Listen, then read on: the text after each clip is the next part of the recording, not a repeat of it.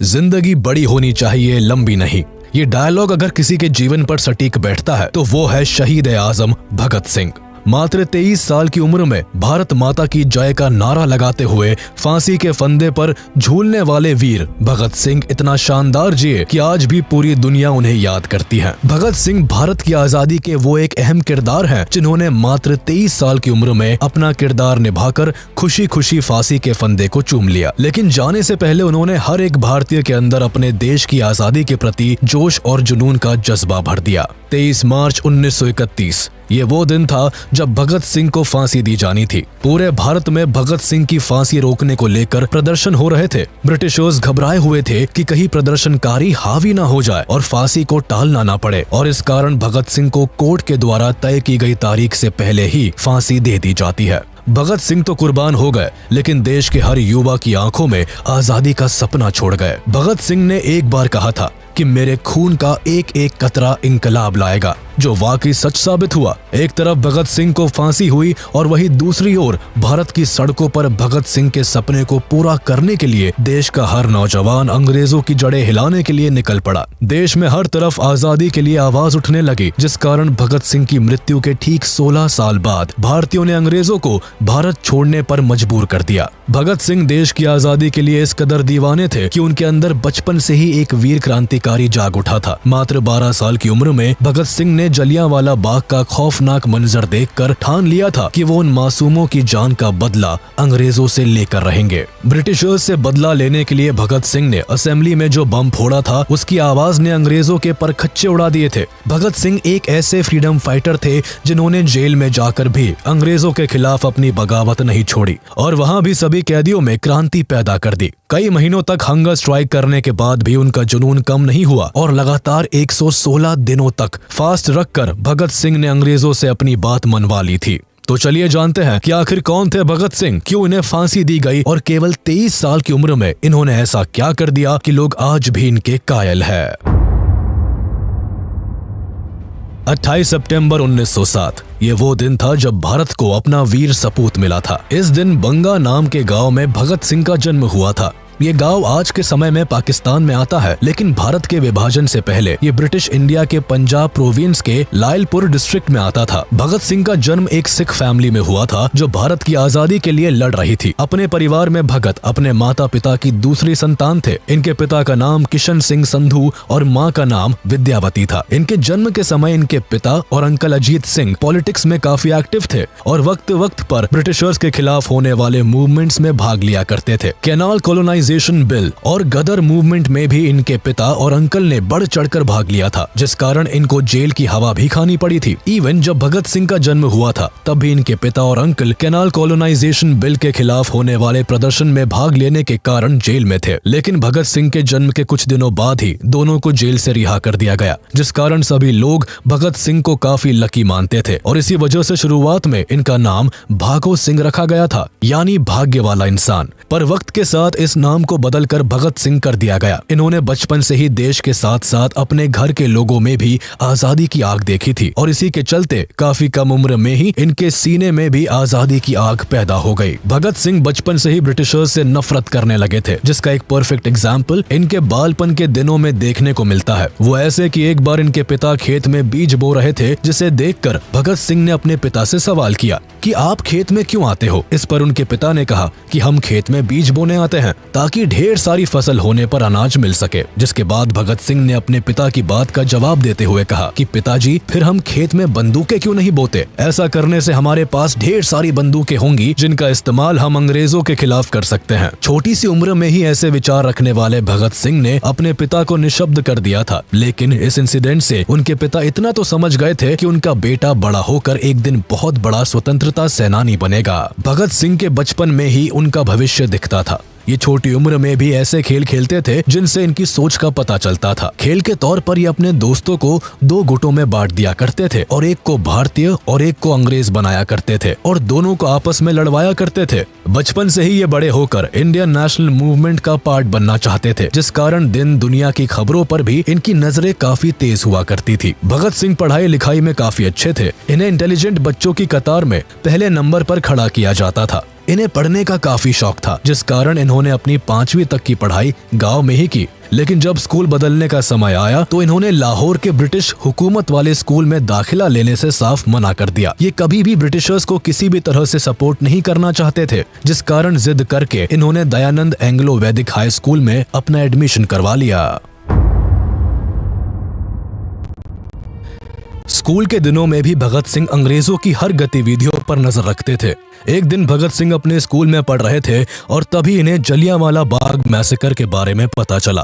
13 अप्रैल 1919 को अंग्रेजों ने जलियांवाला बाग में पीसफुली प्रोटेस्ट कर रहे लोगों को चारों ओर से घेरकर मौत के घाट उतार दिया था। अंग्रेजों ने जलियांवाला बाग का मेन गेट बंद करवाकर चारों ओर से अपने सिपाहियों से बड़ी बेरहमी के साथ बाग में मौजूद सभी लोगों के ऊपर गोलियां बरसवा दी थी। लोगों के पास मरने के अलावा और कोई चारा नहीं था, क्योंकि वहां भागने के लिए कोई जगह नहीं थी। हालांकि उस बाग में एक कुआं था जहां कई लोगों ने गोलियों से बचने के लिए छलांग लगा दी थी, लेकिन फिर भी कोई नहीं बच पाया। बाग में मौजूद लगभग 1500 लोगों में 379 लोगों की ऑन द स्पॉट मौत हो गई थी और करीब 1200 लोगों को भारी घाव आए थे। इस इंसिडेंट ने पूरे देश में एक आक्रोश पैदा कर दिया था। इस मैसेकर से भगत सिंह इतना आहत हुए थे कि केवल 12 साल की उम्र में घर पर बिना बताए स्कूल से सीधे जलियांवाला बाग की ओर निकल गए और करीब 12 मील पैदल चलकर वहां पहुंच गए, जिसके बाद इन्होंने खून से लथपथ वहां की मिट्टी को एक बोतल में रखा और घर चले गए। इस दिन भगत सिंह ने कसम खाई थी कि भारत के हर मासूम के खून के कतरे कतरे का बदला वो अंग्रेजों से लेंगे। वैसे भगत सिंह की वीरता की कहानियां और किस्सों को और गहराई से जानने के लिए आप कुकू एफएम पर भगत सिंह की इस बायोग्राफी और जेल डायरी को सुन सकते हैं, जहां आप न केवल भगत सिंह के जीवन के बारे में जान सकते हैं, बल्कि उनके जीवन की कई अनसुनी कहानियों को भी सुन सकते हैं। इस ऑडियो बुक का लिंक आपको डिस्क्रिप्शन में मिल जाएगा, जिसके जरिए आप इस ऑडियो बुक को इजीली एक्सेस कर सकते हैं। अगर आप कुकू एफएम के बारे में नहीं जानते हैं तो बता दें कि कुकू एफएम पर कई ऐसे ऑडियो बुक्स अवेलेबल हैं जो आपके लिए नॉलेजेबल होने के साथ साथ एंटरटेनिंग भी है। शुरुआत में पूरे 7 दिन इन ऑडियो बुक्स को सुनने के लिए आपको कोई पैसा भी नहीं देना होगा, क्योंकि कुकू एफएम आपको पूरे 7 दिन का फ्री ट्रायल देता है, जहां आप विकास, करियर, फाइनेंशियल गाइडेंस और नॉलेज जैसे तमाम कंटेंट को एक्सेस कर सकते हैं। इस 7 दिन के फ्री ट्रायल में आपको 5000 से भी ज्यादा शोज का एक्सेस मिलेगा और 7 दिन के ट्रायल के बाद आपको इनके सब्सक्रिप्शन से चार्ज किया जाएगा। तो देर किस बात की है, कुकू एफएम का फायदा उठाए और अपने परिवार वालों को भी सजेस्ट करें। डिस्क्रिप्शन में दिए गए लिंक को जरूर देखें। जलियांवाला बाग मैसेकर के बाद महात्मा गांधी ने ब्रिटिशर्स के खिलाफ 1 अगस्त 1920 को नॉन कोऑपरेशन मूवमेंट की शुरुआत कर दी, जिसके तहत अब भारत के लोग ब्रिटिश और ब्रिटिशर्स से जुड़ी हर चीज का बहिष्कार करने वाले थे। इस मूवमेंट में गांधी जी ने साफ कर दिया था कि स्वराज ही उनका अल्टीमेट गोल है। वो किसी भी कारण से ब्रिटिशर्स के नीचे अब दबने के लिए तैयार नहीं थे। इस मूवमेंट को पूरे भारत की ओर से सपोर्ट मिला। इसके तहत ब्रिटिश प्रोडक्ट से लेकर ब्रिटिश टाइटल और ऑफिसेस तक का बॉयकॉट किया जाने लगा। भगत सिंह भी गांधी जी के इस मूवमेंट से काफी प्रभावित हुए और उन्होंने गांधी जी के इस मूवमेंट को पूरे जोरों शोरों से सपोर्ट किया। भगत सिंह न केवल खुद बल्कि अपने दोस्तों को भी इस मूवमेंट में पार्ट लेने के लिए प्रोत्साहित किया करते थे। उन्होंने ब्रिटिशर्स द्वारा बनाए गए सामानों को जलाना शुरू कर दिया। वो सरेआम ब्रिटिश स्पॉन्सर्ड बुक्स को भी आग लगा दिया करते थे। कुल मिलाकर भगत सिंह को अब तक लगने लगा था कि ब्रिटिशर्स को गांधी जी ही हरा सकते हैं और अब भारत को जल्दी ही आजादी मिलने वाली है। लेकिन तभी एक इंसिडेंट होता है जो भगत सिंह को पूरी तरह से तोड़ देता है। दरअसल नॉन कोऑपरेशन मूवमेंट के समय सड़कों पर लोग ब्रिटिशर्स के खिलाफ अनआर्म्ड रहकर नारे लगाते थे। बेशक ब्रिटिशर्स को ये बात अच्छी नहीं लगती थी, जिसके लिए वो कई तरह के पैतरे भी आजमाते थे। एक बार इसी तरह नॉन कोऑपरेशन मूवमेंट के दौरान एक भीड़ नारे लगाती हुई एक पुलिस स्टेशन के पास पहुंच जाती है, जहां पुलिस वाले भारतीयों को नारेबाजी न करने के लिए धमकाते हैं। लेकिन जब भारतीय नहीं मानते तो पुलिस वाले उन पर गोलियां चला देते हैं, जिसमें कई लोग मारे जाते हैं। अपने लोगों को मरता देख भीड़ बेकाबू हो जाती है। ये देख पुलिस वाले डर के मारे पुलिस स्टेशन के अंदर जाकर छिप जाते हैं, जिसके बाद पूरी भीड़ पुलिस स्टेशन को ही आग के हवाले कर देती है। इस इंसिडेंट को चौरी चौरा कांड के नाम से जाना जाता है, जिसमें कुछ भारतीयों के साथ पूरे 23 पुलिस वाले मारे जाते हैं। अब गांधी जी को इसके बारे में पता चलता है तो वो फौरन नॉन कोऑपरेशन मूवमेंट को वापस ले लेते हैं। मूवमेंट वापस लेने के कारण भगत सिंह के साथ भारत के कई लोगों को काफी बुरा लगता है। कोई नहीं चाहता था कि इतना आगे आकर अब पीछे जाया जाए। भगत सिंह गांधी जी के असहयोग आंदोलन को वापस लेने के डिसीजन से काफी परेशान हो गए थे। आजादी के जो सपने वो देख रहे थे वो अब उन्हें बिखरे हुए लग रहे थे। यही से भगत सिंह ने खुद कुछ कर दिखाने के बारे में सोचा, क्योंकि वो जानते थे कि हाथ पर हाथ रखकर बैठने से कुछ नहीं होने वाला। 12 फरवरी 1922 को गांधी जी ने नॉन कोऑपरेशन मूवमेंट को वापस लिया था, जिसके बाद 1923 में भगत सिंह ने लाहौर के नेशनल कॉलेज में दाखिला लिया, जिसकी स्थापना लाला लाजपत राय ने की थी। कॉलेज में एडमिशन लेने के साथ ही भगत सिंह ने अपनी सोच को और उजागर करना शुरू कर दिया। ये कई तरह की किताबें पढ़ा करते थे, ये सोशलिज्म के समर्थक थे और अपनी एक अलग निगाह से दुनिया को देखा करते थे। बचपन से ही इनमें एक क्रांतिकारी था जो अंग्रेजों की तानाशाही के खिलाफ बगावत करता था। कॉलेज में ये दिन के समय पढ़ा करते थे और शाम को अपने दोस्तों के साथ देश में चल रहे कई मुद्दों पर डिबेट किया करते थे। ये कई रेवोल्यूशनरीज के बारे में पढ़ा करते थे और उनकी विचारधाराओं को खुद से जोड़ने की कोशिश करते थे। हालांकि एक तरफ जहां भगत सिंह देश के लिए खुद को समर्पित कर चुके थे, तो वहीं दूसरी ओर इनके घर पर इनकी शादी की बातें भी चलने लगी। लेकिन भगत सिंह का इस वक्त शादी में कोई इंटरेस्ट नहीं था। वो केवल और केवल अपने देश के लिए काम करना चाहते थे, जिस कारण उन्होंने अपने परिवार वालों से साफ कह दिया था कि अगर आजादी से पहले मेरी शादी होती है तो मौत ही मेरी दुल्हन होगी। ये सुनने के बाद भगत सिंह के माता पिता को बहुत ठेस पहुंची, लेकिन वो समझ चुके थे कि उनका बेटा अब देश की आजादी की राह पर निकल गया है। शादी वाले इंसिडेंट के बाद भगत सिंह ने अपना घर छोड़ दिया और वो कानपुर रहने के लिए चले आए। यहाँ भगत सिंह बंगाल रेवोल्यूशनरी पार्टी को ज्वाइन करने के लिए आए थे। लेकिन 1924 में जब भगत सिंह कानपुर आए तो उन्होंने राम प्रसाद बिस्मिल और सचिंद्र नाथ सान्याल के द्वारा बनाई गई हिंदुस्तान रिपब्लिकन एसोसिएशन को ज्वाइन कर लिया। इस एसोसिएशन के प्राइमरी ऑर्गेनाइजर चंद्रशेखर आजाद थे, जिनसे कुछ समय में ही भगत सिंह की काफी अच्छी बनने लगी थी। भगत सिंह काफी कम वक्त में ही आजाद के चहेते बन गए थे। कानपुर में ही भगत सिंह की गणेश शंकर विद्यार्थी से मुलाकात हुई, जो एक मशहूर पत्रकार और स्वतंत्रता सेनानी थे। गणेश शंकर ने भगत सिंह को अपने पीरियोडिकल ऑफिस में काम पर रख लिया। इनका प्रताप नाम का एक साप्ताहिक पत्र भी निकला करता था, जिसमें भगत सिंह ने बलवंत के नाम से लिखना शुरू कर दिया। प्रताप में सिंह कई और ग्रेट रेवोल्यूशनरीज की ऑटोबायोग्राफीज को लिखा और ट्रांसलेट किया करते थे। पूरा देश इनके लिखने के तरीके को काफी पसंद किया करता था। यह वही समय था जब भगत सिंह के थॉट प्रोवोकिंग आर्टिकल से इम्प्रेस होकर सचिंद्र नाथ सान्याल ने उन्हें चंद्रशेखर आजाद से मिलवाया था। कुल मिलाकर भगत सिंह का छोटा पर काफी सक्सेसफुल जर्नलिस्टिक करियर रहा, जहां इन्होंने कई मैगजीन्स के साथ मिलकर काम किया और काफी नाम कमाया। इन्होंने कीर्ति, प्रताप, वीर अर्जुन, मतवाला, प्रभा और वंदे मातरम जैसी मैगजीन्स और न्यूज़पेपर्स के लिए काम किया था और हर जगह से इन्हें काफी प्रशंसा मिली। हर कोई इनके लेख का कायल था। इनकी पर्सनैलिटी की तरह इनका लिखने का अंदाज भी जरा हटकर था। ये अपनी लिखने की ताकत से ही ब्रिटिशर्स के पुर्जे हिला दिया करते थे। इनका लिखा हुआ पढ़ने भर से ही देश की जनता में अंग्रेजों के खिलाफ लड़ने की एक शक्ति पैदा हो जाती थी। इनके लिखे कई आर्टिकल्स को तो अंग्रेजों ने बैन भी करवा दिया था। अंग्रेज अब तक भगत सिंह को पहचानने लगे थे, लेकिन भगत सिंह कहाँ किसी से डरने वालों में से थे।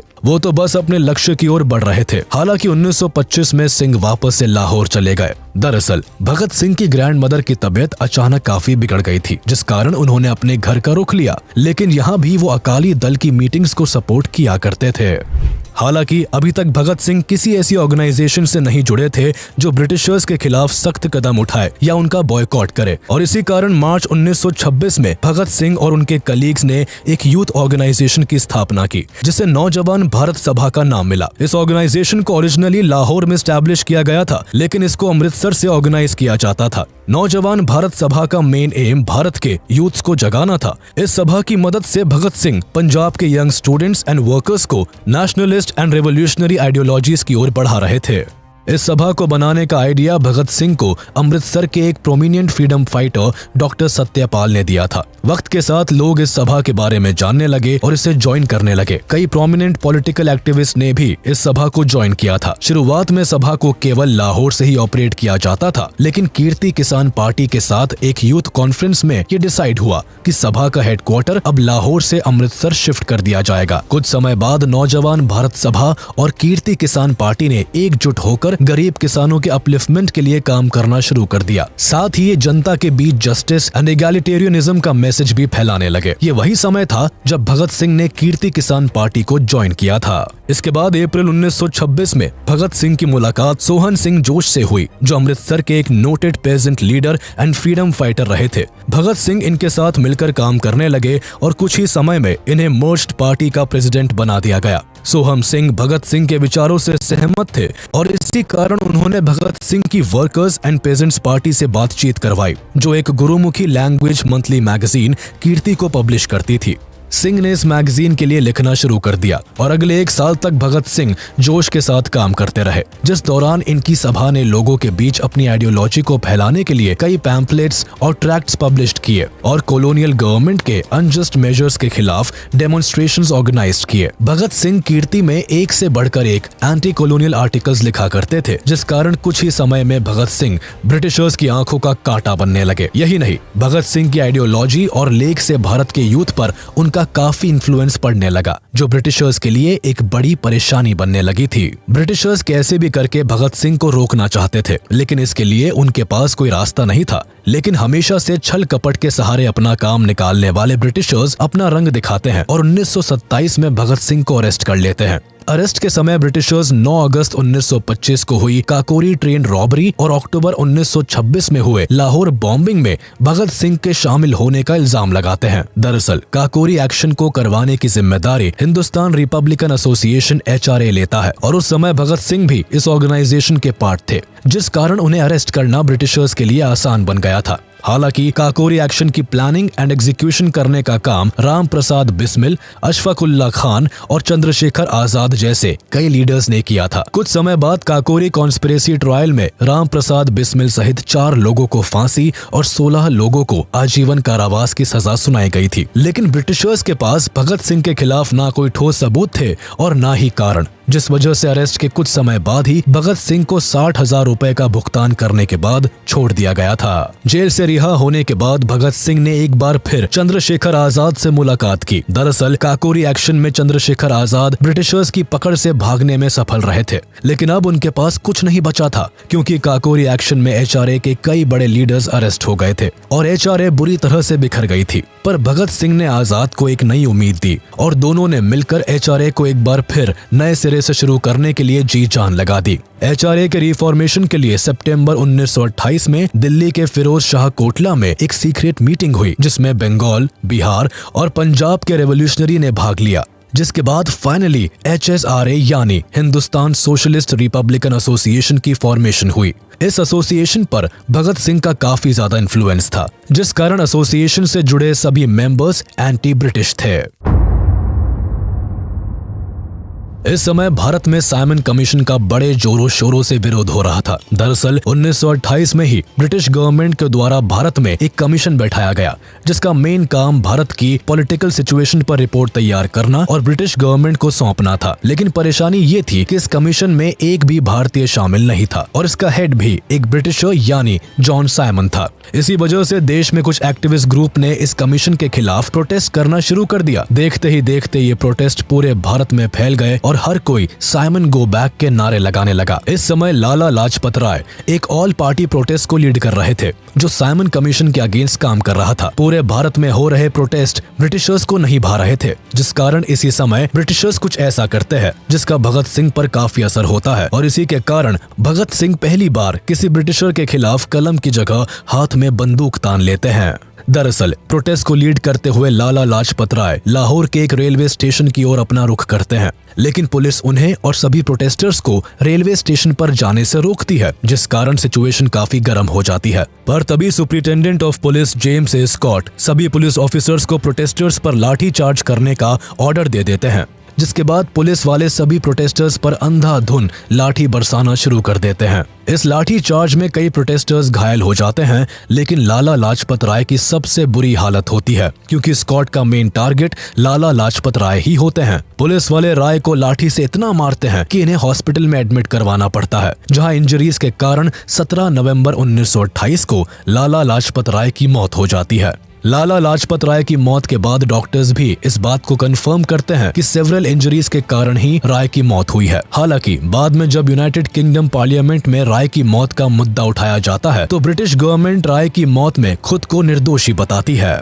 लाला लाजपत राय की मौत ने भगत सिंह को अंदर से झकझोर कर रख दिया था। भगत सिंह अब हर हाल में ब्रिटिशर्स से बदला लेना चाहते थे और इसी बदले की आग में फाइनली भगत सिंह और उनके सभी रेवोल्यूशनरी साथियों ने मिलकर जेम्स ए स्कॉट की हत्या करने की योजना बनाई। इस योजना को बनाने के लिए भगत सिंह और सभी क्रांतिकारियों ने एक मीटिंग रखी जिसमें यह तय हुआ कि अब फाइनली ब्रिटिशर्स को अपने किए हुए का चुकाना पड़ेगा। इस बैठक में स्कॉट के मर्डर का प्लान बनाने में राजगुरु, सुखदेव, चंद्रशेखर आजाद और जय गोपाल जैसे क्रांतिकारी भी शामिल थे। स्कॉट के मर्डर प्लान में HSRA के भी सभी मेंबर्स ने साथ दिया था। प्लान के मुताबिक भगत सिंह के साथ सभी क्रांतिकारियों को पुलिस स्टेशन के पास छिपकर स्कॉट के स्टेशन से बाहर निकलने का इंतजार करना था और जैसे ही स्कॉट स्टेशन से बाहर आते वैसे ही उन्हें गोली मारकर भाग जाना था। लेकिन असल में प्लान जैसा बनाया गया था वैसा एग्जीक्यूट नहीं हो पाया और एक बड़ी गलती हो गई। 17 दिसंबर 1928 को भगत सिंह और उनके सभी साथी प्लान के हिसाब से पुलिस स्टेशन के आसपास खड़े होकर स्कॉट का इंतजार करने लगे। ऑपरेशन के हिसाब से भगत सिंह और राजगुरु की जिम्मेदारी स्कॉट को मारने की थी और चंद्रशेखर आजाद का काम केवल इन दोनों को कवर देने का था। जय गोपाल को इस प्लान का हिस्सा इसलिए बनाया गया था क्योंकि उनके अलावा कोई स्कॉट को नहीं पहचानता था। सभी स्कॉट के पुलिस स्टेशन से बाहर निकलने का इंतजार कर रहे थे। जय गोपाल वही पास में बैठकर एक साइकिल पर चेन चढ़ा रहे थे। उनका काम केवल स्कॉट को आइडेंटिफाई करने के बाद इशारा देने का था। अब जैसे ही स्टेशन से एक पुलिस ऑफिसर बाहर निकला तो सब चौकन्ने हो गए और जय गोपाल ने भगत सिंह को इशारा कर दिया, जिसके बाद उस पुलिस ऑफिसर पर पहली गोली राजगुरु ने चलाई और फिर बाद में भगत सिंह ने। गोली लगने के बाद जब तक भगत सिंह समझ पाते कि उन्होंने गलत आदमी पर गोली चलाई है तब तक काफी देर हो चुकी थी। दरअसल जय गोपाल हड़बड़ाहट में स्कॉट को पहचान ही नहीं पाए थे और उन्होंने इशारा करके जिस ऑफिसर पर गोली चलाने को कहा वो स्कॉट नहीं बल्कि ASP जॉन पी सॉन्डर्स थे। कई गोलियां लगने के कारण जॉन पी सॉन्डर्स की मौके पर ही मौत हो गई। सॉन्डर्स के मर्डर के कारण भगत सिंह और उनके सभी साथियों को पकड़ने के लिए पुलिस ने अपनी सर्च ऑपरेशन तेज कर दी और शहर के सभी एंटर और एग्जिट पॉइंट्स को ब्लॉक करवा दिया, जिस कारण भगत सिंह का पुलिस की नजरों से बचकर भाग निकलना काफी मुश्किल हो गया था।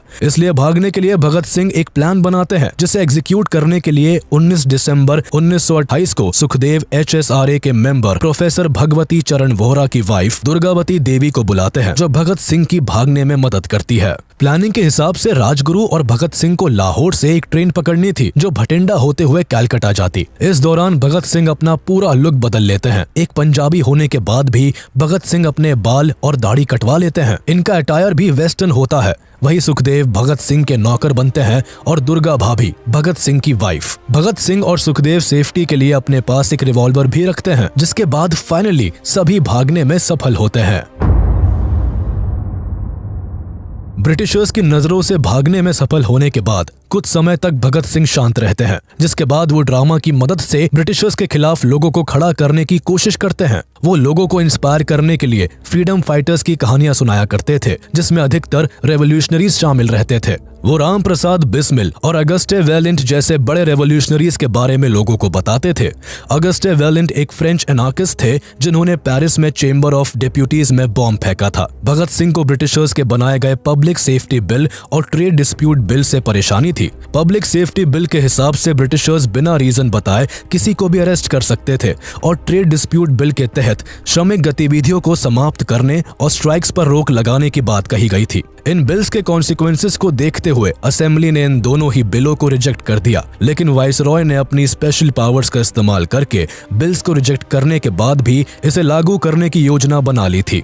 भगत सिंह इसके सख्त खिलाफ थे, जिसके लिए उन्होंने सेंट्रल लेजिस्लेटिव असेंबली में एक बॉम्ब एक्सप्लोजन करने का प्लान बनाया। शुरुआत में जब भगत सिंह ने HSRA के सामने ये प्लान पेश किया तो HSRA का कोई मेंबर नहीं चाहता था कि भगत सिंह इस प्लान का हिस्सा बने, क्योंकि अगर वो इस प्लान में शामिल होकर असेंबली में बॉम्ब फेंकते तो ब्रिटिशर्स पहले सॉन्डर्स के मर्डर और फिर असेंबली बॉम्ब केस में भगत सिंह को फांसी दे देते। हालांकि काफी डिस्कशन के बाद ये डिसाइड हुआ कि भगत सिंह असेंबली बॉम्बिंग का हिस्सा बनेंगे, अब चाहे इसके लिए उन्हें अरेस्ट और एग्जीक्यूट ही क्यों ना होना पड़े। भगत सिंह का मानना था कि आजादी उनका मकसद है और आजादी केवल बोलने से नहीं मिलती बल्कि उसके लिए लड़ना भी पड़ता है। वो जानते थे कि अगर उन्होंने इस प्लान में पार्टिसिपेट किया तो उनका वापस जिंदा बचकर आना नामुमकिन है, लेकिन जन्म से ही रेबेलियन भगत सिंह कहाँ पीछे हटने वाले थे। वो तो खुशी खुशी इस प्लान में शामिल होने के लिए रेडी हो गए और HSRA के सभी मेंबर्स को भी मना लिया। इस प्लान को एग्जीक्यूट करने से पहले भगत सिंह ने कहा था कि अगर मेरी जान चली भी गई तो मेरे बाद भारत के हर घर से एक भगत पैदा होगा जो आजाद भारत के लिए ब्रिटिशर्स को मार भगाएगा। फाइनली वो दिन आता है जब भगत सिंह और बटुकेश्वर दत्त दिल्ली असेंबली बॉम्बिंग के लिए तैयार होते हैं। 8 अप्रैल 1929 को भगत सिंह और बटुकेश्वर दत्त चलते सेशन के बीच पब्लिक गैलरी से असेंबली चैम्बर में 2 बॉम्ब फेंकते हैं। इन बॉम्ब्स का मकसद किसी को मारने का नहीं होता, इसी कारण इन्हें खाली जगहों पर फेंका जाता है। बॉम्ब से पूरी असेंबली में धुआं हो जाता है और इसकी आवाज भी काफी तेज होती है, जिस कारण असेंबली में मौजूद सभी लोगों को कुछ समझ नहीं आता और वो इधर उधर भागने लगते हैं। इस समय भगत सिंह और बटुकेश्वर दत्त चाहते तो भाग सकते थे, लेकिन वो ऐसा नहीं करते हैं, बल्कि वही खड़े होकर जोर जोर से इनकलाब जिंदाबाद का नारा लगाते हुए कई पैम्फलेट्स हवा में उड़ाने लगते हैं, जिन पर लिखा था कि बहरों को सुनने के लिए धमाके की जरूरत होती है।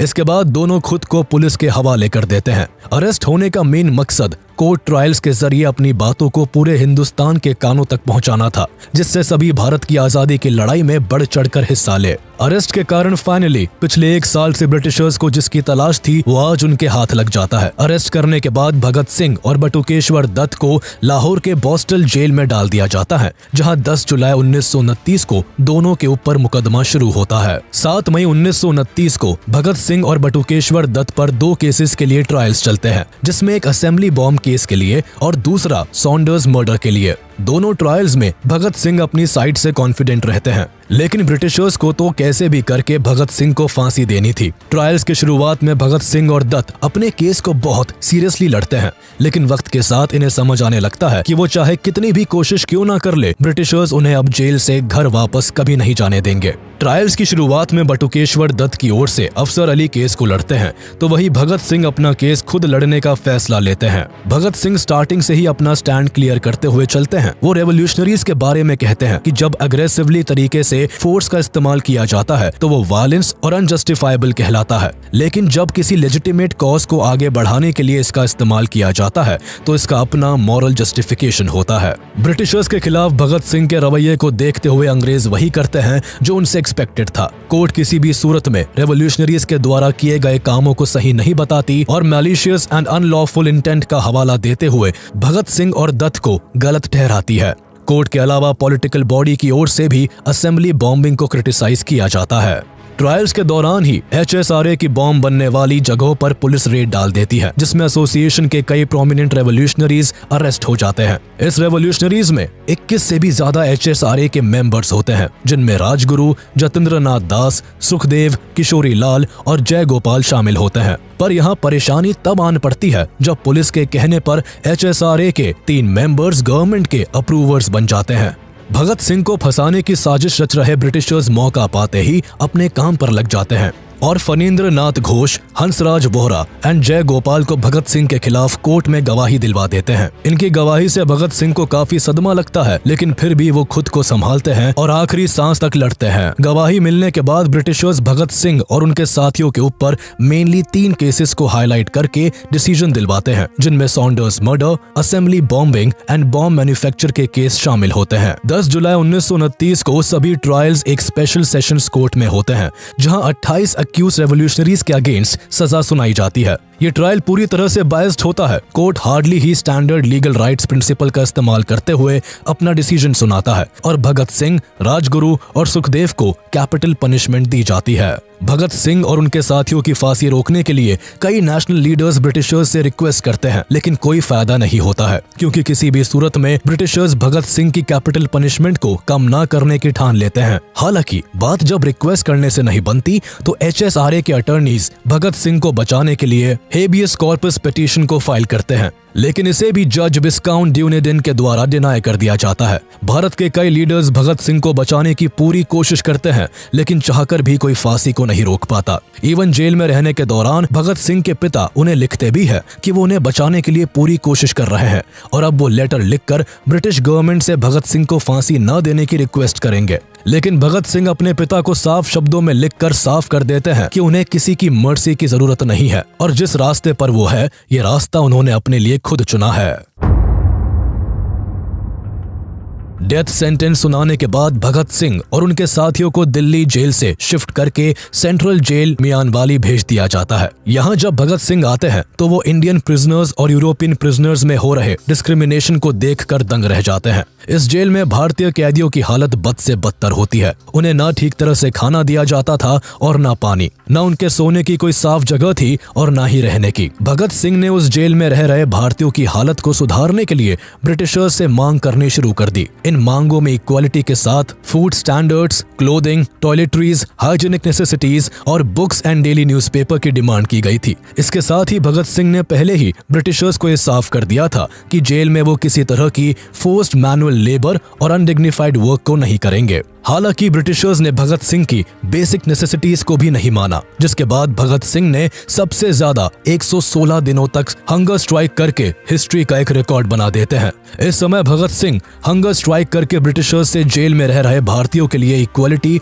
और बेसिक नीड्स की डिमांड कर रहे थे। शुरुआत में ब्रिटिशर्स ने भगत सिंह की हंगर स्ट्राइक को हल्के में लिया, लेकिन जब भगत सिंह और उनके साथी दिन रात भूखे रहने लगे तो ब्रिटिशर्स के डर के मारे कान खड़े हो गए, क्योंकि देश में जब लोकल लोगों को भगत सिंह और उनके साथियों के स्ट्राइक के बारे में पता चला तो वो बाहर से ही भगत सिंह को और ज्यादा सपोर्ट करने लगे। लोगों का आक्रोश देखते हुए ब्रिटिशर्स को डर सताने लगा कि कहीं भूख के मारे भगत सिंह की जान चली गई तो उनके लिए बड़ी परेशानी हो जाएगी, जिस कारण ब्रिटिशर्स ने शाम दाम दंड भेद हर तरह के पैतरे आजमा कर भगत सिंह और उनके दोस्तों की हंगर स्ट्राइक को भंग करने की कोशिश की, लेकिन किसी ने भी खाने का एक निवाला भी गले के नीचे नहीं उतारा। जिसके बाद लगातार 63 डेज तक भूखे रहने के कारण इस स्ट्राइक में जतेंद्र नाथ दास की सितंबर 13, 1929 को भूखे रहने के कारण मौत हो गई। दृढ़ संकल्प का ऐसा नजारा देखते हुए पूरे नेशन ने जतेंद्र नाथ दास को सम्मान दिया था। यही नहीं, इस स्ट्राइक के सपोर्ट में गोपी चंद भार्गव और मोहम्मद आलम ने पंजाब लेजिस्लेटिव काउंसिल से विड्रू कर लिया था। वही पंडित जवाहरलाल नेहरू ने ब्रिटिश गवर्नमेंट को लाहौर कैप्टिव्स में इनह्यूमन ट्रीटमेंट करने के लिए उन्हें क्रिटिसाइज किया था। साथ ही नेहरू ने सेंट्रल असेंबली में लाहौर कैप्टिव्स के साथ हो रहे इनह्यूमन ट्रीटमेंट को रोकने के लिए एक एडजर्नमेंट मोशन भी स्पॉन्सर किया था। न्यूज़पेपर्स में लगातार लाहौर एंड अमृतसर में मास मीटिंग्स की खबरें छपने लगी थी। इतने सपोर्ट को देखते हुए ब्रिटिशर्स ने लोगों को रोकने के लिए सेक्शन 144 को इम्पोज कर दिया। इतना ही नहीं, जवाहरलाल नेहरू खुद सेंट्रल जेल विजिट करते हैं और भगत सिंह के साथ सभी स्ट्राइकर्स से मिलकर उन्हें सपोर्ट करने का वादा करते हैं। वही उस समय मोहम्मद अली जिन्ना भी स्ट्राइकर्स को सपोर्ट करते हैं और भरी असेंबली में उनके फेवर में बोलते हैं। लोगों का भरपूर सपोर्ट और दास की मौत के बाद ब्रिटिशर्स समझ जाते हैं और फाइनली भगत सिंह की शर्तों को एक्सेप्ट कर लेते हैं, जिसके बाद पूरे 116 दिनों बाद भगत सिंह और उनके सभी साथी 5 अक्टूबर 1929 को अपना हंगर स्ट्राइक तोड़ते हैं। सजा सुनाए जाने के कारण भगत सिंह को अपना भविष्य पता था। अब वो लगातार जेल के लोगों के साथ आराम से रहते और उनके सुख दुख में उनका साथ देते। केवल भगत सिंह ही नहीं, बल्कि जेल में रहने वाले हर भारतीय को भगत सिंह ने इस कदर बदल दिया था कि सभी प्रिजनर्स अब पेट्रियोटिक स्लोगन्स गाने लगे थे। इन सभी प्रिजनर्स को जो गाना सबसे प्रिय था वो था मेरा रंग दे बसंती चोला, माँ मेरा रंग दे बसंती चोला, जिसे भगत सिंह आए दिन गुनगुनाया करते थे। इन सब के अलावा अपने आखिरी दिनों में जेल में भगत सिंह कई किताबें पढ़ते और लेटर्स लिखते। इस समय वो कई बड़े बड़े रेवोल्यूशनरीज को पढ़ा करते थे। भगत सिंह लिखने के साथ साथ बोलते भी काफी अच्छा थे। वो जब भी बोलते तो आसपास के सभी लोग उनकी बातों को ध्यान से सुनते। इवन जेल में काम करने वाले पुलिस ऑफिसर्स भी भगत सिंह को बहुत पसंद किया करते थे।